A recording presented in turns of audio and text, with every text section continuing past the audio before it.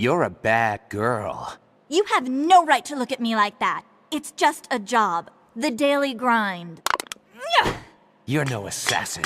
You're just a perverted killing maniac. You think you're bad, don't you? Hello and welcome everyone to the Your Waifu Is Trash Podcast, the show where we decide whether or not your waifu is trash using 5 different categories: appearance, personality, abilities, role, and most importantly, fetish potential. I'm Christian and I'm here with my brother David. What's up? And we are so excited to talk about Bad Girl. We've been wanting to do this for a long time. We just needed to get caught up on the Travis Strikes Again DLC before we felt comfortable enough to talk about her. But here we are, we're all caught up, we know this character in and out. No More Heroes is one of our favorite game franchises of all time, perhaps my very favorite, so I'm just ready to go.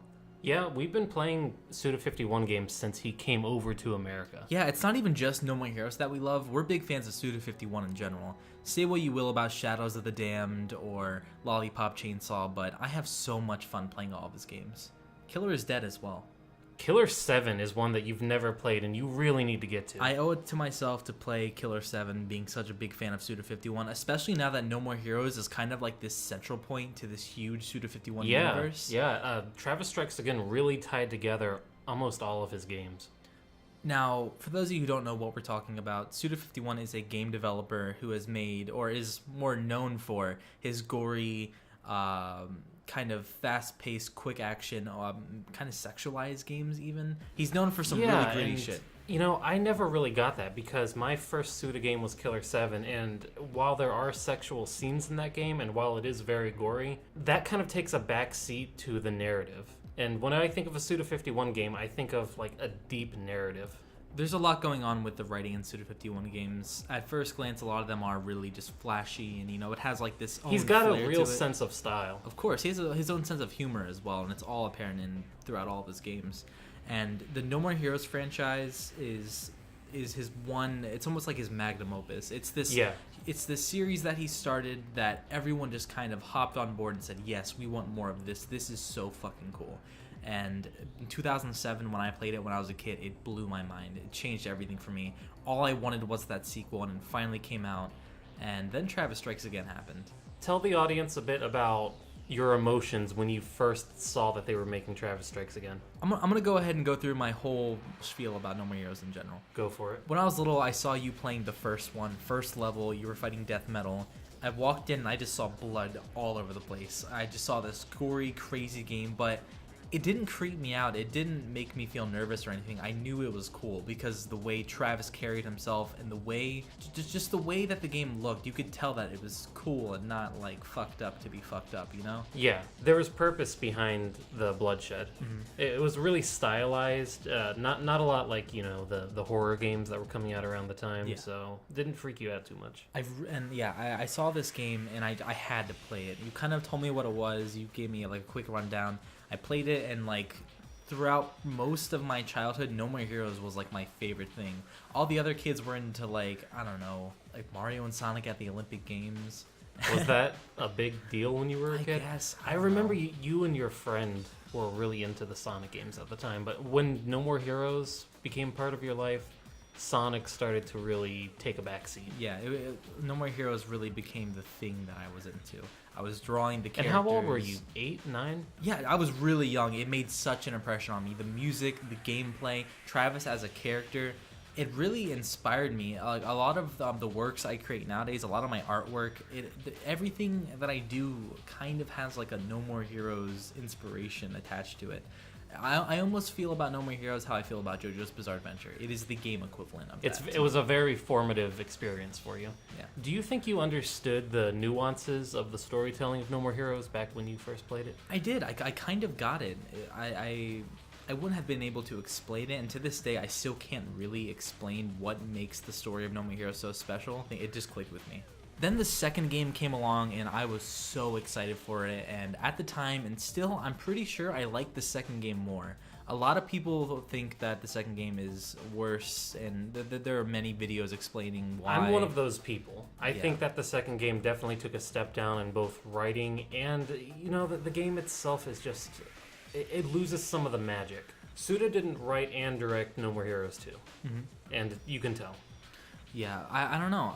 I understood that it was different. It felt different when I was a kid, but the gameplay was so much better, and I was still in love with all the bosses, and I still just wanted to see Travis, so I didn't really care if it was kind of a more it was definitely more of a caricature of the entire It was very series. self-referential. Yeah. Travis kind of acted in a way. It was almost a response to all of the people saying Travis is like character of the year when the first No More Heroes came out. Travis developed a big following in the gaming community. People loved the character, not necessarily and it got the a little game. meta. Yeah. It got very meta, which I like. I don't think No More Heroes is a bad game by any means. I still hold it well above most other video games. It's just, as far as pseudo games go, not my favorite. No More Heroes 2.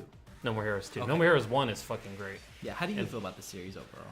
Oh, I love it. One of your favorites as well? Absolutely love it. Yeah, one of my favorite series. I'll always go on record to say my favorite game series ever. If you really push, if you really want to know, it's Castlevania. Is it? Yeah, You said it was Castlevania. Metroid. Metroid is my second favorite, and No More Hero. I really can't say No More Heroes. It's more like the Pseudoverse itself. I mean, be at number this 3. point with Travis Strikes Again, it is kind of this whole universe. And let's talk about Travis Strikes Again for a minute. I know it's going to take us a while to get to Bad Girl, and I'm sorry if we're gushing a lot, but we have so much to say about this entire series. This series was very important to both of us. Yeah. It kind of made us who we are. You're wearing aviators right now because of Travis Touchdown. Oh yeah, dude, those are my glasses. My whole look was inspired by Travis. When Travis Strikes Again was announced during E3, that was one of the most... It wasn't during E3, actually. It wasn't E3? No, it was a special Switch event. Yeah, it was you're in right. January of 2016? 16? 16? I think so. 17. 17. 2017. It was a few months before the Switch released, and I think it was the first game they announced. This was one of the most... Actually, no, I'm sorry. This was the most hype I've ever been for any sort of game thing announced ever. More than Ridley and Smash Brothers. It was the most hype I've ever been for a still image. Yeah, I almost cried. In fact, I did tear up a bit. I was so fucking excited. I remember before the press conference even took place, we were saying, okay, what do you think the least likely thing is that they could announce that would just make you fucking over the moon with happiness? Yeah. And we both agreed, No More Heroes 3. Now, we still don't have No More Heroes 3, but we got Travis Strikes Again. And when, trailers came out and when people were starting to talk about what kind of game this was, my heart started to sink. Yeah. This sounded like the worst fucking game. It looked like the worst fucking game. It looked terrible. You remember how they didn't show any gameplay beyond the first level? There was all this news about Travis going to fight indie characters, and he's going to be sucked into Hotline Miami and Shovel Knight. And we were thinking, what's happening to No More Heroes? Yeah, we thought that this was just going to be like a weird button and mash, Cell phone game. Yeah, cell phone game in which Travis was hanging out with Shovel Knight and Hotline Miami characters and whatever. I was really sad. I thought, okay, nobody's gonna buy this. No More Heroes 3 is never going to happen. It almost seemed like No More Heroes was selling out. Yeah, I felt really bad. It was almost like they just needed to get some cash, so they slapped Travis on the front of this horrible game. Kind of like they were trying to make Travis the Deadpool of video games, where he'd just go into other games and reference them, and it was not looking good. Not looking good at all. Now I can comfortably say Travis Strikes Again is one of my favorite games of all time. Definitely my favorite game of probably the past decade, maybe even more than Persona 5. Travis Strikes Again means so much to me. I can't even begin to tell you how much I love this game. From the graphics to the story to the thousands of different aesthetics going on to the characters, the dialogue. It's just every single thing. The sound design. Every little aspect about this game is like a 10 out of 10 to me. I don't know if it's my favorite No More Heroes game. It might just be, though, which is absolutely insane to think about because I expected nothing and I got something that... There's no other game in the entire world like Travis Strikes Again. I would definitely say Travis Strikes Again is almost the definition of Kino. It is the definition of gaming. It is gaming incarnate. If you like video games, this is it. This is everything that you need. It's just so funny hearing your opinion of the game when our other brother said that he hated the game so much that if he could, he would, throw it into a volcano? He wanted to throw it into the ocean, but he didn't have a physical copy. Oh, yeah. Well, yeah, he just bought digital. It's weird how this game didn't have any effect on him at all, but You know, he's another big fan of Suda51 games. One of his favorite games of all time is Shadows of the Damned. His favorite game of all time is Shadows of the Damned. But Shadows of the Damned is Suda51's most mainstream... Yeah, AAA. It was produced by EA. It wasn't really his full vision. Fucking love that game, though. A fantastic game, one of my favorites too. Why do you think it is that some people can't seem to get over some of the hurdles of Travis Strikes Again? Literally the graphics, and because it's different from the first two games. That is literally it. It is different. I think the game was designed for co-op. That's another thing. Playing this game alone is probably not too much fun. Playing this game co-op is so much fun. Using your different chips, which are named after Gundam model kits, and that makes me really happy. See, there are little things like that throughout the game that just make me so happy. It doesn't make a difference what the chips are called, but Suda put something in there for Gundam fans, and every little aspect of the game is filled with tiny details like that. There's a ramen blog in the game. For me, there was the magazine articles that reviewed the games and gave you secrets. Which we need to look through still. Yeah, they seem like articles from the 90s. I grew up with that shit, and Suda somehow replicated it perfectly. My favorite part of the game, or one of my favorite parts of the game, are the little cutscene introduction clips before each boss. Every single one of those is just pure perfection. Like, I can't even begin. They go out of their way to replicate the graphics from PS1 era cutscenes to even taking FMVs. Retro to the next level. You know? Yeah, you know, when you think, oh, it's retro inspired, it's gonna look 8-bit or 16-bit, but they still call it 8-bit for some reason. He really went back into like the shitty part of the retro era when we were getting away from... He did some CDI shit. Yeah, he did CDI shit. He did some Atari Jaguar shit. It was really cool. So, yeah, I love this series. It's one of my favorites. And Bad Girl, who we're doing today's episode on... Charlotte Birkin, which is her real name. It only took us, 15 years to figure that out? It's been a while. It's been a long time. I think No More Heroes 1 came out in 2008, so that would be 11 2007. years. 2007? Yeah. Wow. It's been a while. It's been a really long time. So, you get it. This series means a lot to us. Bad Girl is one of the bosses that made the biggest impression, especially in the first game. The No More Heroes series is essentially following the story of Travis Touchdown. He's kind of an otaku, a little bit of a self-insert for your average gamer, and he's going from assassin to assassin, killing them, climbing the ranks of the United Assassins Association, or the UAA. In the first game, he's doing this basically out of both boredom and the need to get laid. Second game, he's... To buy video games was the true games. Reason for the first one, but it kind of turned into him wanting to get laid.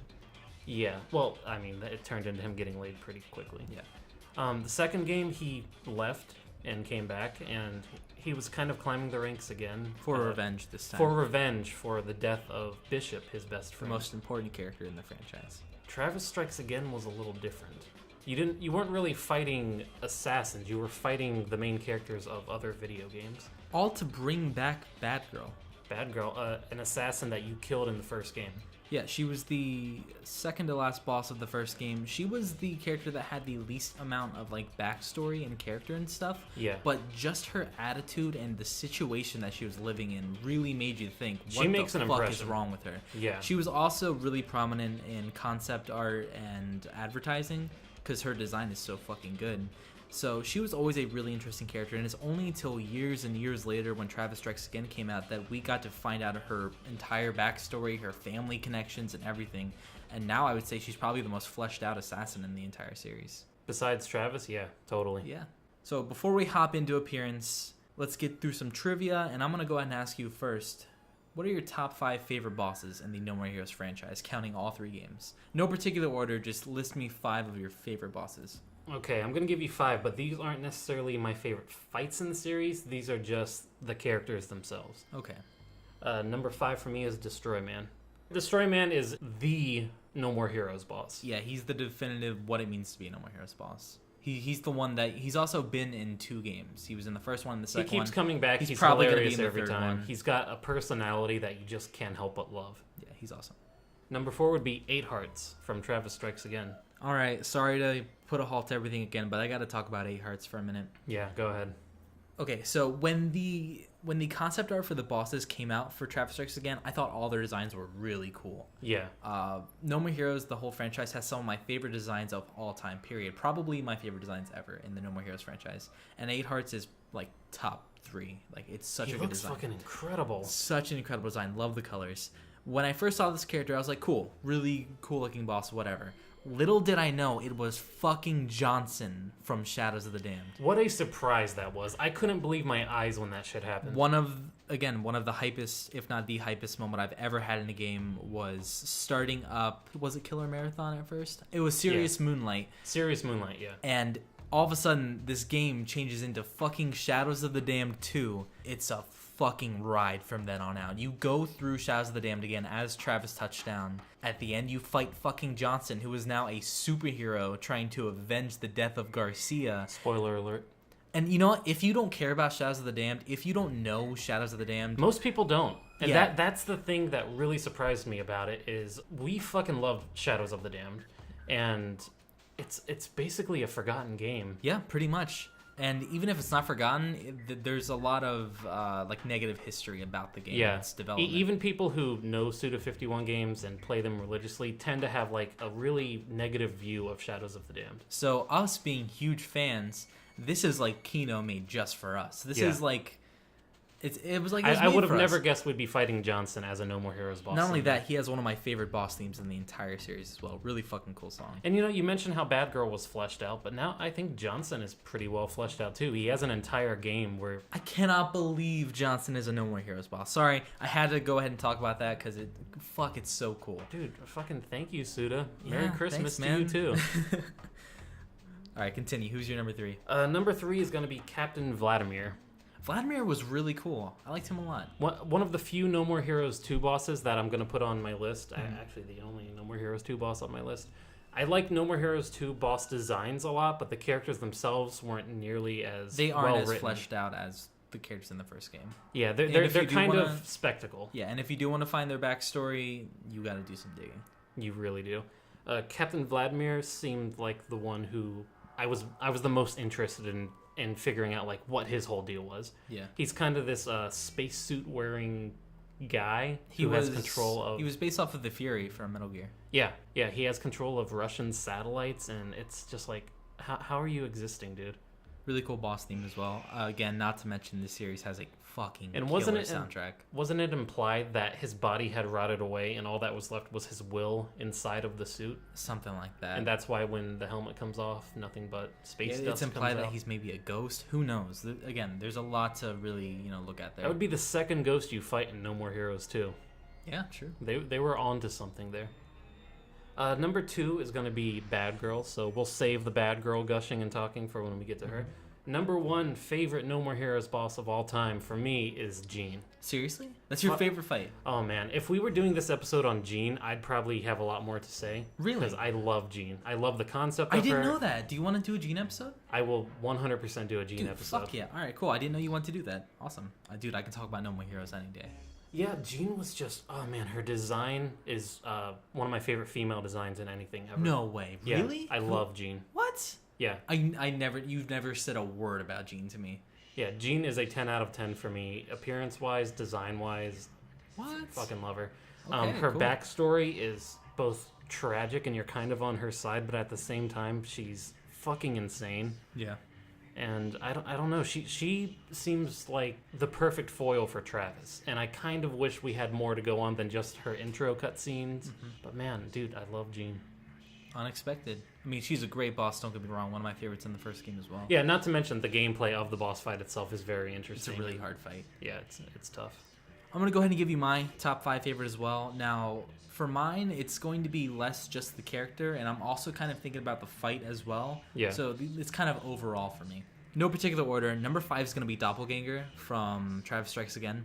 Literally every single thing about this character I love.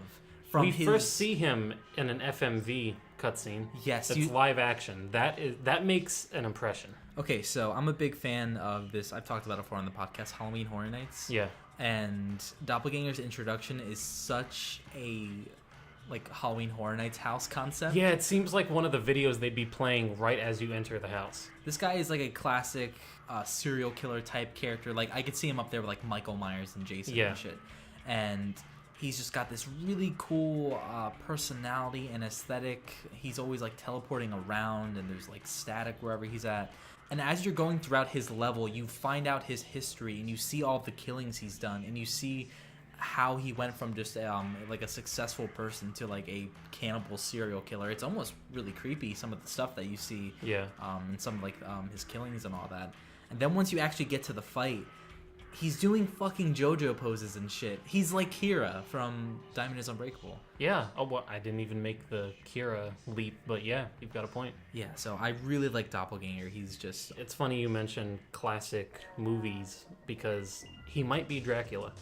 Yeah, he also might be Dracula. It was implied through this weird... Travis kills his video game form, and it's implied that he is the father of Dr. Juvenile, the person who created the Death Drive. Yeah. When Travis is going out into the world, he runs into Mondo Zappa from Killer is Dead. Another fucking great game. And Mondo Zappa kills Dracula and then implies that Dracula is Mr. Doppelganger, and the next game was his brain. The next death ball was his brain. And you know, I'm cool with him being Dracula too. That makes him like 1 billion times cooler. That's cool. I have no fucking clue how that fits into anything. I think it's cool that Mondo Zappa killed Dracula. Yeah, it's something the Belmonts could never do. Hell yeah. Number 4 is going to be Alice Twilight for me. This is the girl with the General Grievous arms. She is probably my single favorite fight in this series. Not only are the cutscenes before and after this fight really intense and shows Travis's humanity more than I think it's ever been shown, besides maybe in some points in Travis Strikes Again, but also the music in this fight is incredible. It's implied that the No More Heroes theme is the kind of tone that goes through Travis's head when he calms down, takes a couple breaths, and he's ready to go on a killing spree. The No More Heroes theme is like Travis's state of mind when he's going killing. The theme song for this fight takes that theme and makes it all distorted with loud organs and crazy fast-paced drums. It's trying to show you that Travis is not comfortable killing anymore. He can't do it to this one person. He's losing his focus.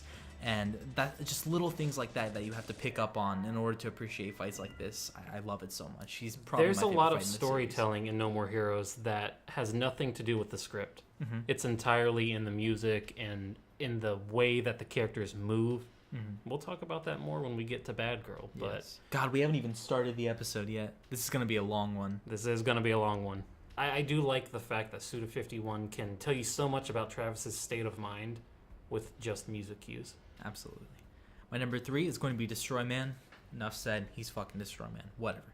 Number 2 is going to be Henry Cooldown, Travis's twin brother and the secret final boss of the first No More Heroes. One of the more mysterious characters in the entire franchise. Especially with whatever was going on at the end of Travis Strikes Again. Yeah, what the fuck?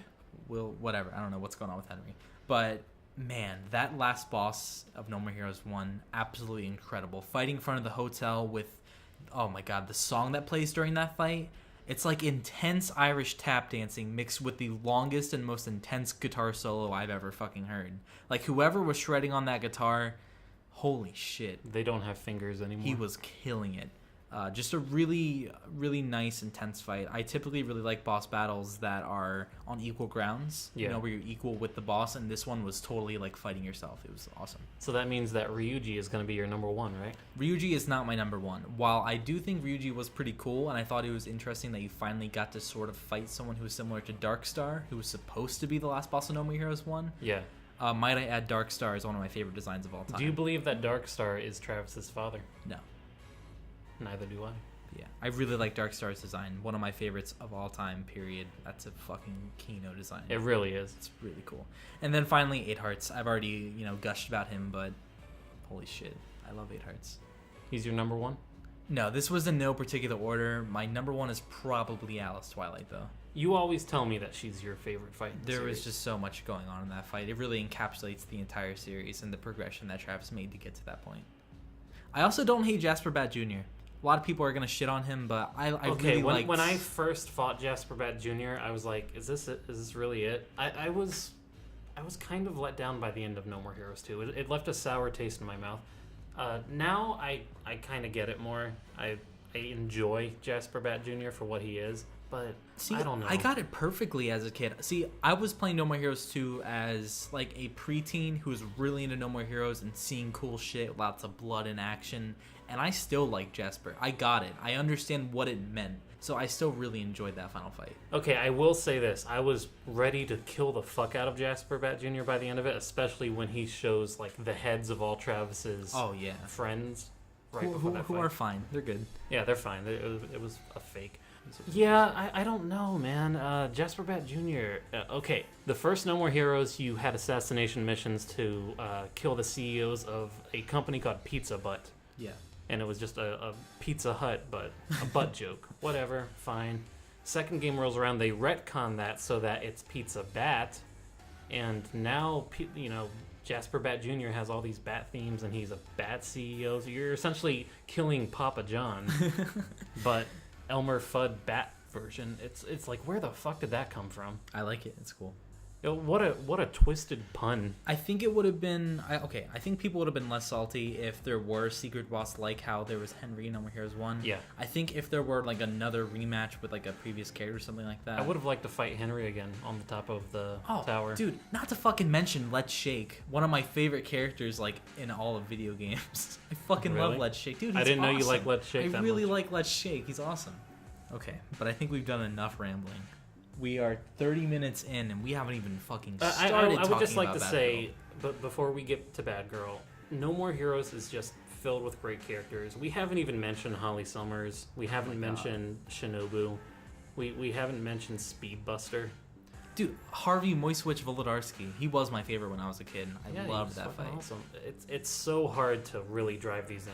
You know, we gave a top 5, but I mean, dude, what a hard list. It was to make. almost like I was like hurting while writing that top 5. It's so hard to pick. But we can agree on one thing: Million Gunman is the greatest character in the entire franchise. No, Million Gunman's probably the worst. Yeah, probably. Okay, finally, Not we're going yet. to. I have some trivia about her before we hop into appearance. Okay.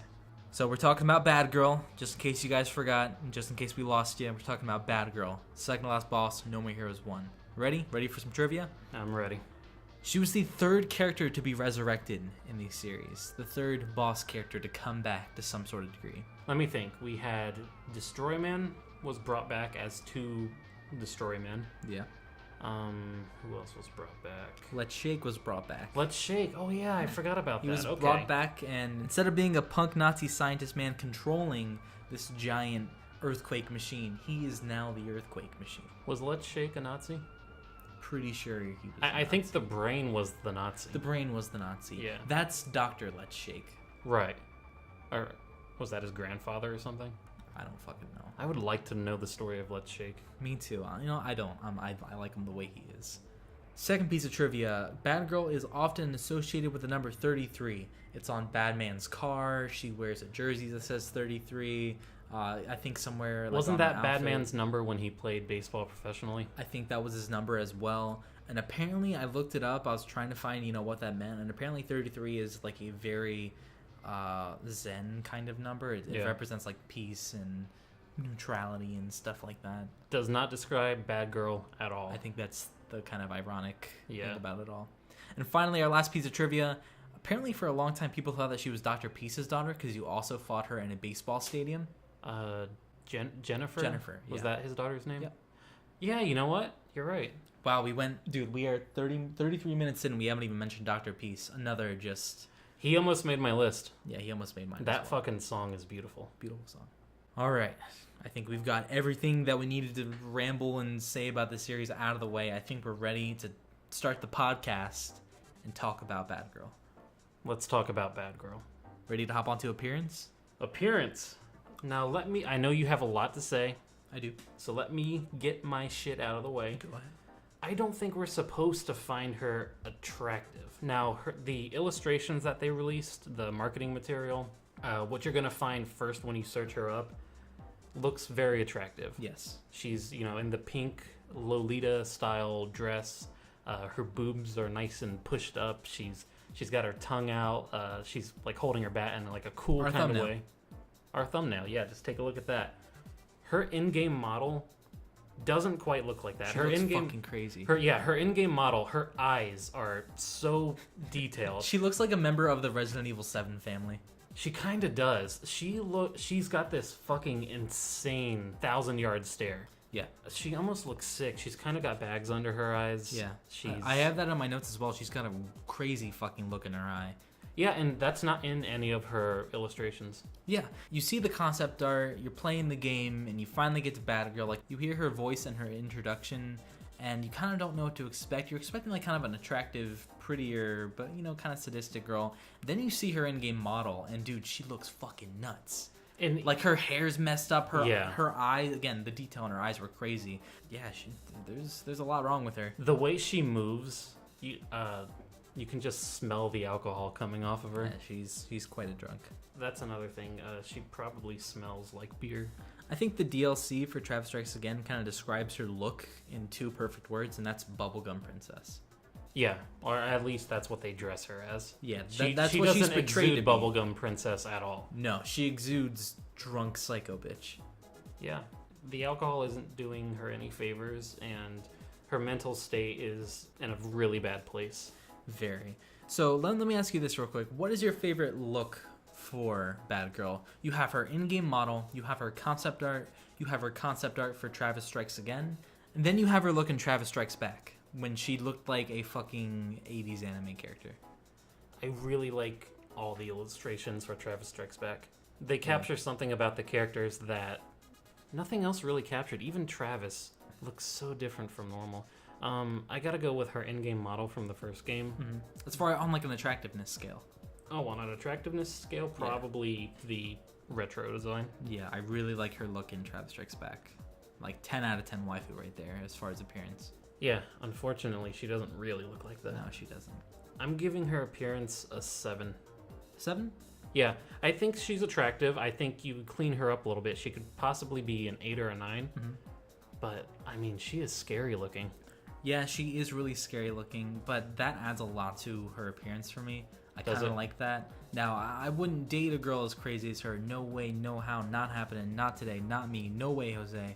But I do think she's very attractive, especially in a lot of the concept art, and especially in her appearance in Travis Strikes Again, specifically Travis Strikes Back. I'm giving her a 9. You're giving her a 9? You like her that much? Attractive, yeah. I really like her look. She could totally be a 9. She doesn't look healthy. I think the fact that she doesn't look healthy and that she could be a 9 makes her even more attractive.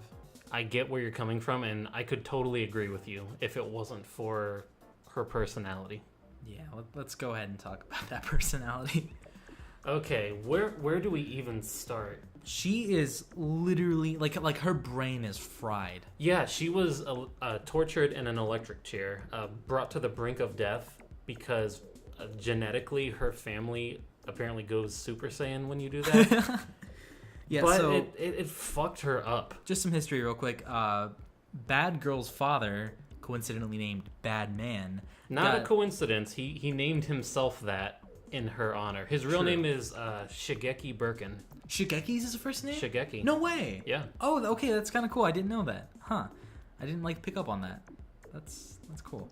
So, Bad Man got pummeled with a bunch of baseballs right in the head, fucked his skull up. That's why he wears the mask. And when that happened, he went Super Saiyan. He kind of had like this ultra instinct ass rage that came He doesn't remember any of it, but he apparently tore through a group of mobsters. And in order to kind of test and see if, this would happen to all of his family members, what was the guy's name? That like tortured Bad Girl? Greco. Got Bad Girl, put her in an electric chair, and pretty much just fried her brain. And what do you know? It worked. She's now also and she's drunk in permanent. and insane. Yeah, she's in permanent fight for my life, sadistic, crazy bitch mode. She's a raging alcoholic. Possible daddy issues. Oh wait, she doesn't really have daddy issues. I don't think she has any daddy issues. I think she has living issues.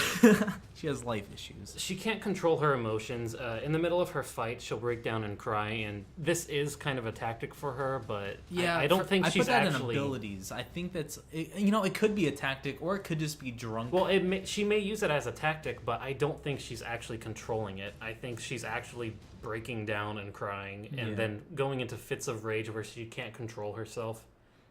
Even as a dog, she sucks. Yeah. Kind of a shitty dog. Do we want to explain that real quick? We'll talk about that when we get to roll. Okay. She's totally broken mentally. She's bored with life. She refers to killing other people as just a daily grind. Yeah. And it's really the only thing she likes besides beer. And when you're calling the only thing that you do a daily grind, that's pretty bad. She would unironically probably be the worst girlfriend ever. Totally. We've joked around and said that, you know, there might be a character that would like hurt you or kill you, you know, on the first date. She would straight up. She would. Like, you open up the door, you're dead. Okay, in No More Heroes 1, we see her in this baseball stadium, like, side room. Yeah. I don't think she ever really leaves that room. I no, think and all did she you does... see all the guts in that room? Yeah. Like, there's a pit of flesh and dead bodies in there. Yeah, for some reason she has access to a bunch of GIMP clones. Possibly prisoners that she had to execute. Mm-hmm. And, yeah, I don't think she leaves that room. I think she just goes fucking apeshit 24/7. You know, I mentioned as a kid, I mentioned earlier in the podcast that this game didn't creep me out much, despite all the blood and gore I was seeing as a kid. Yeah. Her room was the one place that kind of creeped me out a little bit, because that pit of blood and guts, along with the conveyor belt of Gimps just getting beat to death, yeah, kind of creeped me out. There was some real sinister vibes going on. You gotta be pretty fucking submissive to want to, you know, be Gimp number 147. Yeah. Sit on a conveyor belt and know that you're just going to get hit with a baseball bat and launched towards some fucking guy she's trying to kill. And I usually I can get behind a dominant girl, but in this case, no thanks. It's not even that she's dominant. She's not... She's not dominant. She's it's not a crazy. sexual thing with her. Yeah, I can't sexually want to be with her, period, because I would die. Yeah, you can't... Dude, even her own father, spoilers, after they resurrect her and turn her back into a human, even her own father is like, she's not my daughter anymore. Like, technically we're blood, so I'm not going to, you know... She is not Charlotte Birkin. She is bad girl. She's bad girl, and bad girl just sits around drinking and fucking killing people all day. Yeah, at least bad man can still kind of think. He's still a person. Bad girl isn't really a person anymore. She can't function in society. No. But she can kind of, she's been shown to just sit down and drink beer and watch TV in Travis's trailer. Which is why I'm giving her a 2, because she likes beer. And I think that, you know, we could maybe swap beers. I gave her a 2 as well. As a character, 7. As a character, I really like her character a lot. It is nice to see someone who's just straight up nuts. Even Harley Quinn has some humanity going on there. And yeah. There's none of that here. Bad Girl is a Charlotte fucking is monster. She even refers to herself as an angry bitch. Yeah, she knows it. But yeah, as like a girlfriend, straight up 2. Like, might be able to... I don't even like beer. I could drink alcohol with her. But, yeah. She craves beer. She's an alcoholic, but she only wants beer. What does that tell you about her? I don't fucking know. I think the alcohol might be the last vestige of her love for her father and the need for that love. I think it's the baseball. It's the baseball bat as well. The baseball bat, the beer, it's all she can really grasp of her former life. She's clinging on to very physical things. Just barely holding on. Like, mentally gone, but she can kind of get the idea that these are the physical things I need to hold on or else I'll just die. Yeah. Speaking of that baseball bat, let's get on to abilities. So she was taught how to swing her bat by Badman, and Badman's a fucking pro baseball player, so she knows how to swing a bat, that's for sure. And I was thinking about how she lights her baseball bat in fire during, you know, the fight with Bad Girl. And I was thinking, is that quick thinking or is that drunk thinking? A little bit of both. I can kind of see it as, oh shit, I'm losing this fight. I gotta up my power. Let's light the bat on fire. But in Bad Girl's mind, I think she just kind of was like, fuck, fire, let's go. Okay, yeah. I don't think in the world of No More Heroes, a flaming baseball bat can do a lot of things. In the real world, it would probably burn you before it burned the person that you were trying to fight with it. And even if you did hit them with a burning baseball bat, unless they're wearing something flammable, it's probably not going to do too much more than the burn ain't going to do much. It'll probably go out too. Well, yeah, the baseball bat itself is already doing a lot of damage. And again, is the fake crying drunk antics, or is it actual tears followed by fits of rage? I don't think she can control her emotions. Yeah, there's no way. It's on and off, and she doesn't know how to turn it on and off, you know? Yeah. That being said, she is extremely skilled with that baseball bat. She's apparently strong enough to launch grown men at an incredible rate. She's got to have forearms like a fucking beast. Yeah, like Popeye. She can shotgun a beer like nobody's business. How many beers does she actually drink in that cutscene? I think 3 or 4. Does she? I think she drinks many beers. You can see all the beers that she has drunk. She has a whole fridge with nothing but beer in it. Yeah, she was fucked up during that fight. I always forget that. Yeah, very. But besides that, there's not too much going on here. Well, she does have an army of cloned gimps. That's something. She mostly uses them as ammo, but they gotta have more uses. They kind of than fight that. you in the fight, don't they? Do they? I guess if they don't hit Travis and die instantly. Yeah, I distinctly remember some of them getting up and attempting to attack you, but you can kind of just mow them down. It's been a while since we played. It's been a really long time. She's the number 2 assassin in the world, so that has to mean something. I don't know if she's actually going out and contract killing, but they send people to her, and all that's left is a pile of guts in the middle of the room. So she's doing something right.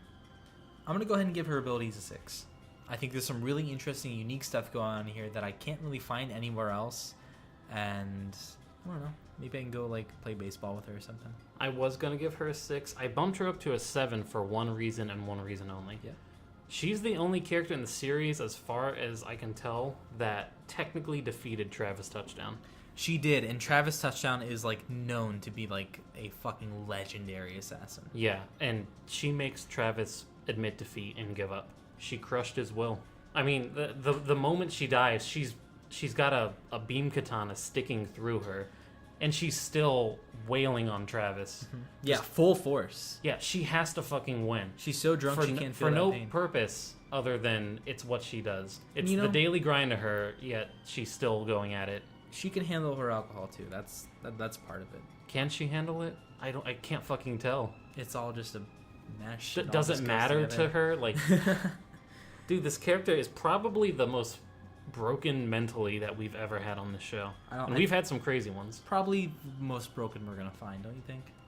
I'm sure there's some anime out there where there's a girl who grew up in a test tube and she has psychic powers that ends the world and all that kind of shit, but yeah, she's fucked up.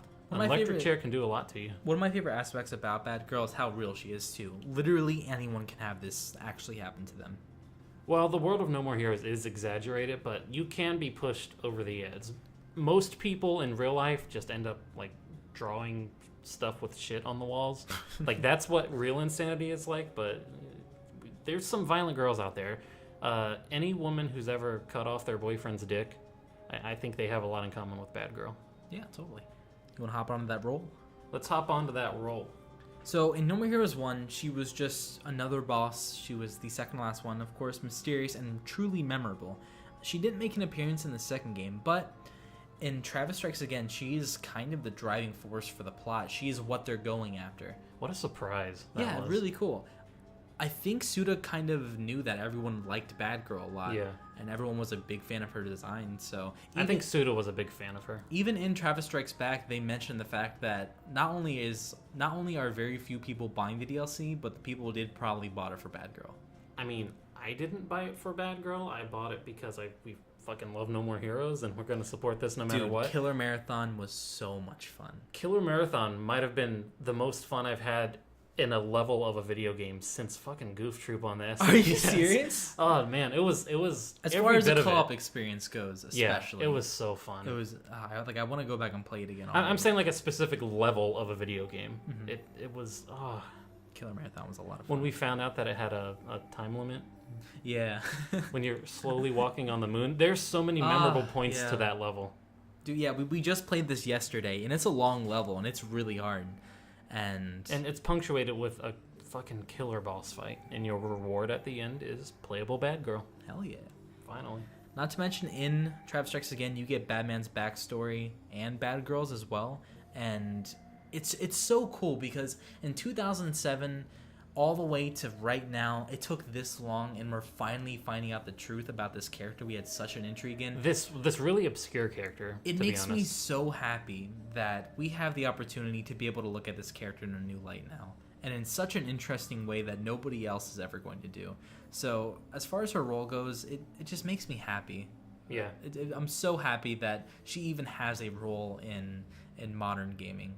Same goes for Johnson. Like, Yeah. when we bought this game, we weren't expecting fleshed out Bad Girl and Johnson. Yeah, dude. We got our money's worth. Like, holy shit. Oh, totally.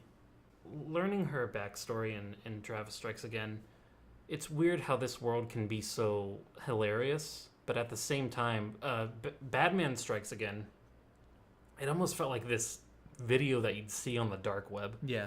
Bad Girl's backstory is one of the darker that I've ever seen in a video game. It was really messed up. Everything that was going on with their whole family was really dark. Yeah. I'm glad that she, things kind of turned out okay, I guess. She was a dog for a little bit. Okay, let's be honest. She would have probably been better off as a dog. Yes. If they just left her. I don't think... She wasn't a happy dog. So to explain this dog thing that we've been talking about, at the end of Travis Strikes Again, before the DLC came out, so the whole point of the game is they're trying to resurrect Bad Girl. By playing the Death Drive. If you beat all 6 games on the Death Drive, you get one wish. It's a Dragon Ball thing. Yeah. So their wish is to bring back Bad Girl, and something fucks up. There was a corrupt game. Yeah, well, one of the Death Balls was a fake one. Yeah. Killer Marathon was the corrupt Death Ball, but the DLC you finally get to play Killer Marathon, and thus you get the true last game, and you can make a true wish. Yeah. But when they couldn't make that true wish, and they wished Bad Girl back with one of the fake games, she resurrected as a dog. Yeah, Bad Dog. That is the dog that's on the video that you're seeing right now. And how do you feel about Bad Dog?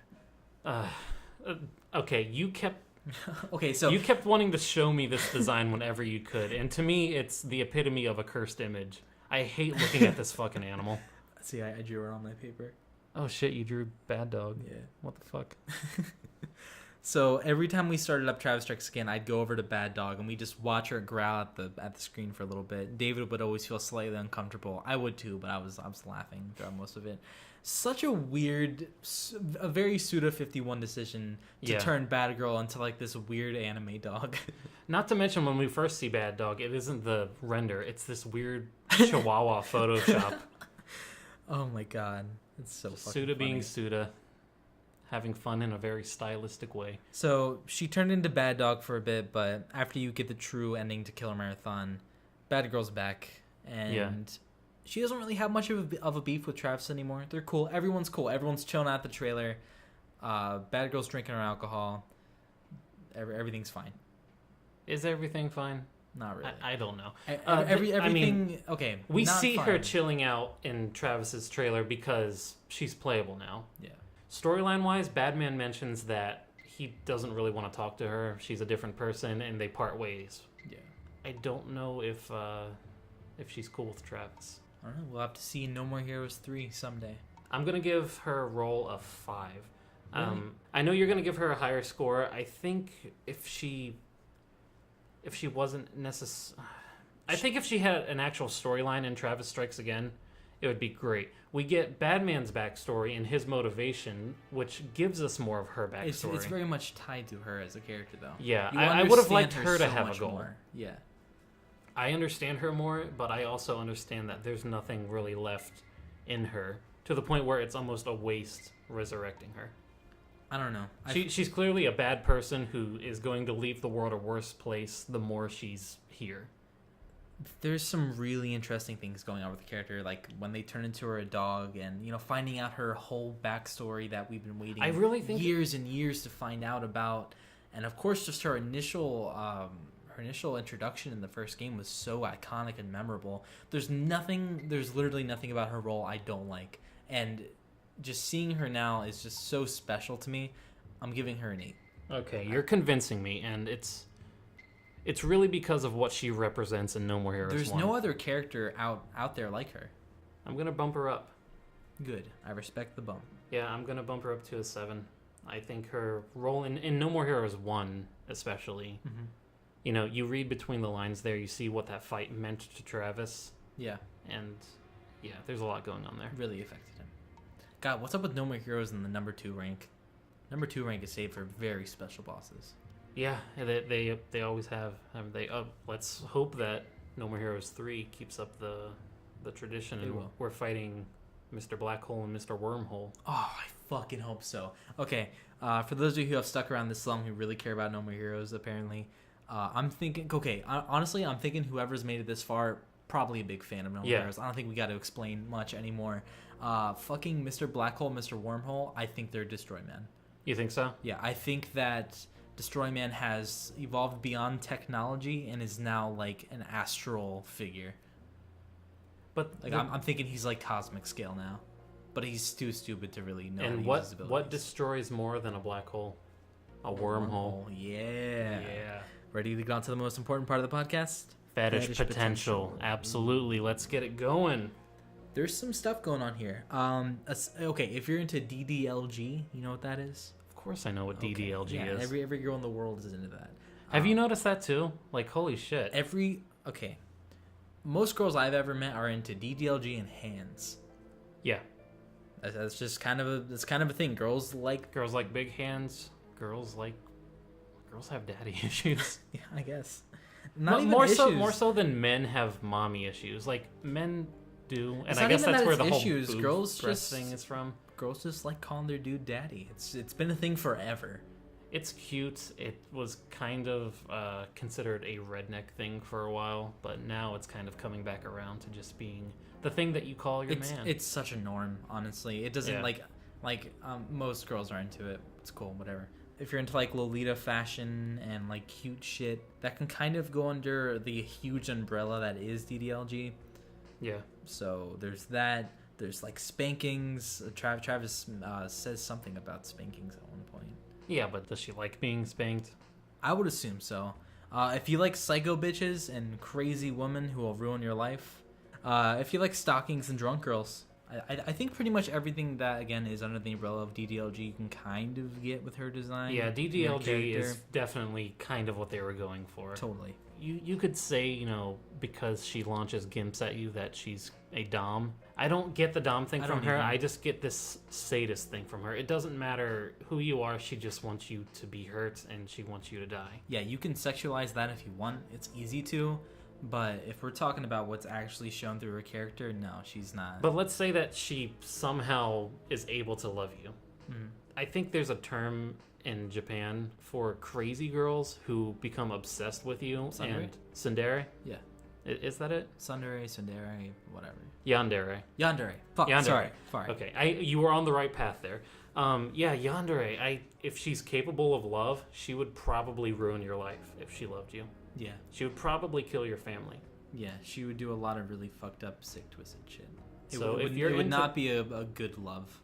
Yeah, is that a fetish?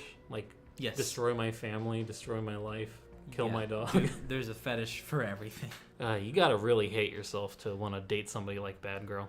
Yeah, totally. You gotta want some bad shit going on in your life. I'm giving her fetish potential a 6. Again, not like a lot of stuff, but she seems to hit a lot of things that a lot of people are into. She's definitely one of the more. Is so appealing. Yeah, they definitely brought her back because of her popularity, and her popularity was entirely based around that outfit. Yeah, the Lolita thing. It's popular. I'm giving her fetish potential a 7. Pretty much agree with everything that you said, but I don't know. I feel like she earned the extra point somehow. Probably because like her whole character is, even her name, it's all encapsulated in this big, just fucked up. A big thing. DDLG package just for you. Yeah.